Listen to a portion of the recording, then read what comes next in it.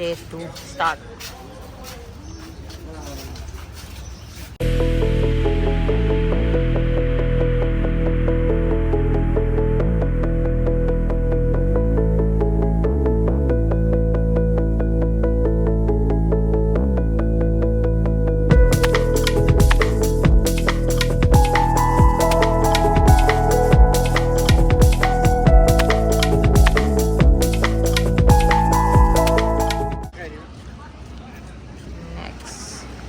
Stop. Wah. Diga sa palamig stop. Hai da ngatang. Fresh air ga muk chatlan.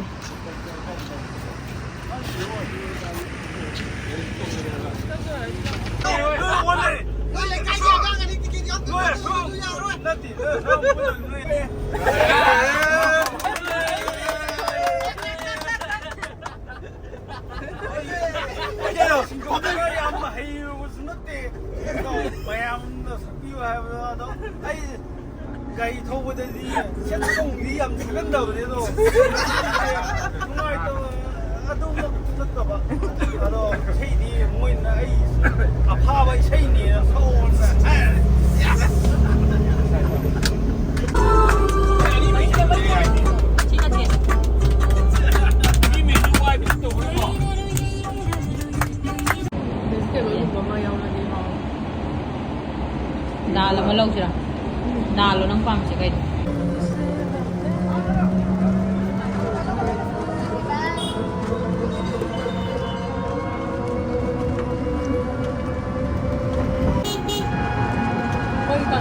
Ikan. Ang lagi siyang bamdo. Ay mobile nga diyang lakpi gini.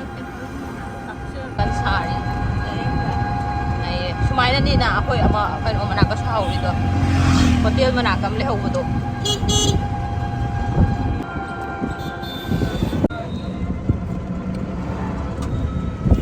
Your Moibung aquarium da Zoological Survey of India. Marine aquarium. Sada nang shooting daw yan. Manung sang doon naman. Dinosaur si skeleton na malay rin. Asing mo jalo. Well, gira. Asumay na tawa. Asawa po kasi mga siyang salita.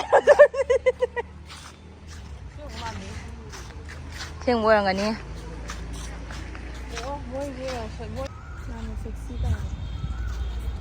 Manung da sang baya drabli na husi koy mapando na manung de koy di yengore.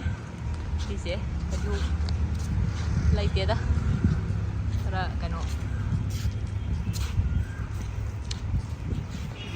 museum ma lehore aduga live oi ba nga khara lehore sidoi na sangor pam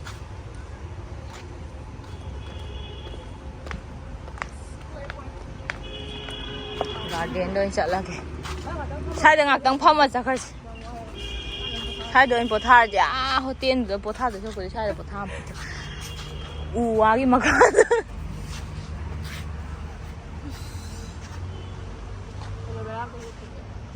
यार खुद तुम PP लगी रहूंगा इसकी दुकान दा मुसा से हां जो तुम से एक लोग कर शिली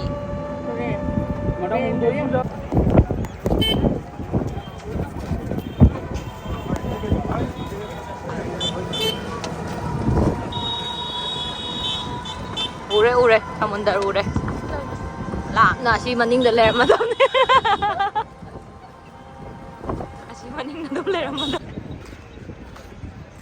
Diba? Maming ka kahuli doon. Kasi beach maming doon kayo ba? Dati hey! Sala! Ubre natin kung nais yun. Kariwan. New DIGHA Beach.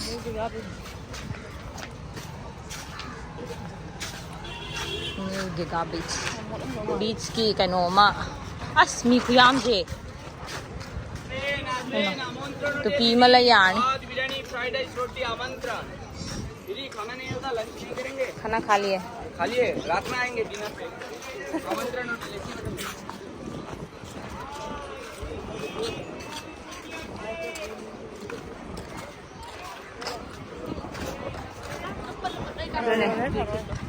Tharo yam yolle. Lai yam yolle nang lai lấy này. दुकान ने सोंदो लोई ले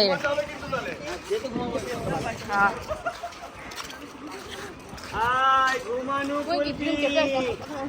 हाँ कुल्फी मलाई कुल्फी हम जी कहीं नहीं था हाँ जी ये नुंगाई सारे रुपम मुझे सारे मी ये इंदर असवा मी लो एम आधे में आप जो मी सारे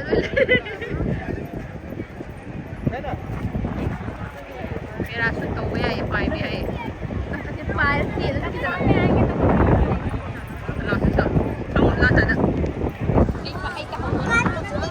नंग पाई जाएगी दी पाई किधर खरा शायद मी लाइट तब शायद हम चला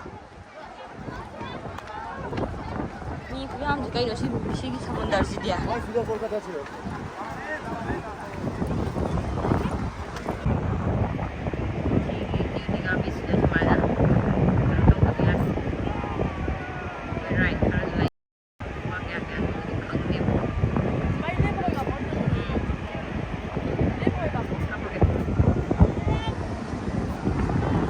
Yam 조용해. 요거 완전. 그럼 빨리 오래면. Mình ở lại sử dụng đầu bia ấy. Xài cái nhãn này vẫn trong cái tân rồi.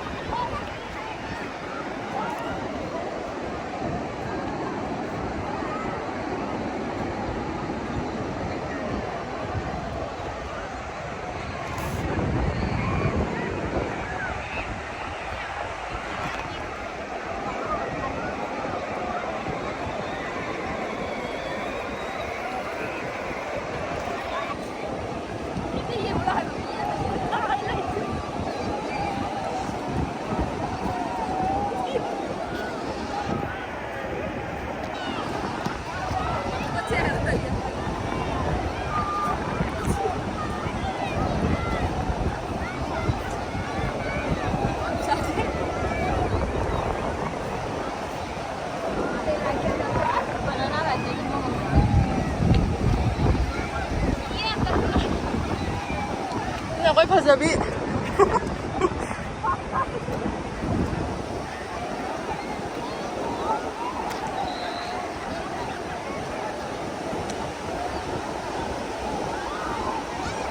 cái gì đâu